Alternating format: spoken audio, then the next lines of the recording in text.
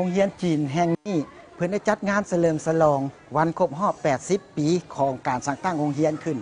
นอกนั้นเพิ่นยังได้จัดงานวันศาสตร์ครบรอบ60 ปีนำอีกมีศิษย์เก่าจากภายในประเทศและจากต่างประเทศเข้ามาร่วมงานอย่างเป็นขบวนฟดฟื้นบรรยากาศของงานนั้นจะเป็นจังได๋เฮาไปรับชมกันเลย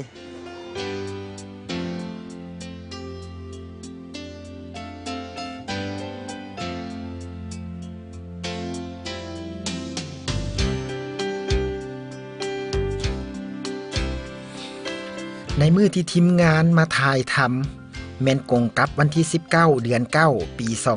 2009โรงเรียนจีนปากเซได้จัดงานเฉลิมฉลองวันศาสตร์จีนครบรอบ60 ปี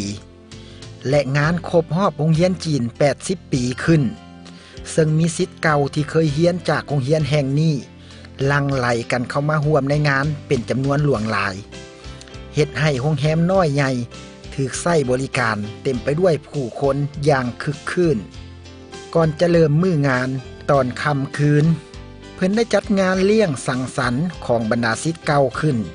อยู่ที่โรงแรมอันหรูหรามีศิษย์เก่ามาจากหลายบอนหลายแห่งเพื่อมาร่วมงานในครั้งนี้ทั้งภายในประเทศและต่างประเทศเป็นต้นแม่นมาจากนครหลวงจากหลวงพระบางจากสวรรณเขตคำมวลและจากแขวงต่างๆส่วนจากต่างประเทศก็มีจากประเทศไทยจากสหรัฐอเมริกาจากแคนาดาจากฝรั่งและจากประเทศอื่นๆอีกอย่างหลวงหลายบางคนจากกันเป็นเวลาหลาย10 ปีเมื่อมาพ้อกันในมื้อนี้มีความรู้สึกตื่นเต้นดีใจถามข่าวถึงความสุขทุกข์ของกันและกันแล้วโอบกอดกันด้วยความสมชื่นยินดีรูปร่างของแต่ละคนนั่นเปลี่ยนแปลงไปตามกาลเวลาศิษย์เก่าส่วนใหญ่แม้ได้สร้างครอบครัวกันหมดแล้วบางคนก็นำภาพของลูกๆออกมาให้หมู่เบิง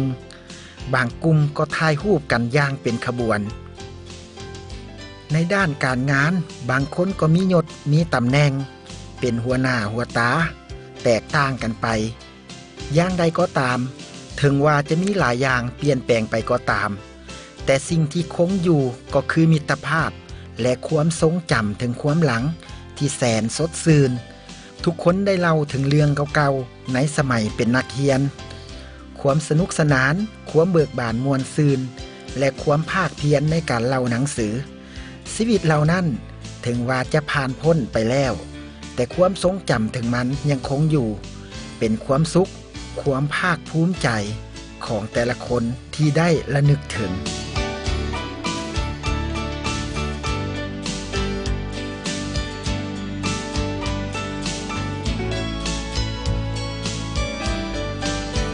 ปัจจุบันโรงเรียนจีนปากเซแม้นมีการสอนทั้งภาษาจีนกลางและหลักสูตรภาษาลาวที่กระทรวงศึกษาธิการได้วางออกมีแต่ชั้นอนุบาลจนฮอดชั้นมัธยมตอนปลายมีนักเรียนทั้งหมด392คนนักเรียนชาย203คนนักเรียนหญิง189คนครูอาจารย์ทั้งหมดมี32คนครูสอนภาษาลาวมี17คนส่วนครูสอนภาษาจีนแม่นมี15คนปัจจุบันนอกจากมีห้องเรียน24ห้องสมุดห้องประชุมห้องอาหารหอพักและห้องน้ำแล้วยังได้มีห้องเรียนคอมพิวเตอร์นำอีกมีสนามเด็กลิ้นและมีเดินบานบ้วงเฮ็ดให้โรงเรียนแห่งนี้ได้ตามมาตรฐานหลักสูตรของกระทรวงศึกษาที่วางออกนอกจากโรงเรียนแล้วยังมีมูลนิธิสงเต็กจีเยี่ยวเกาะชาวเมืองปักเซมักเอิ้นกันว่าวัดจีนวัดจีนกับโรงเรียนจีนแม้นมีความเกี่ยวพันกันอย่างแยกบ่ออก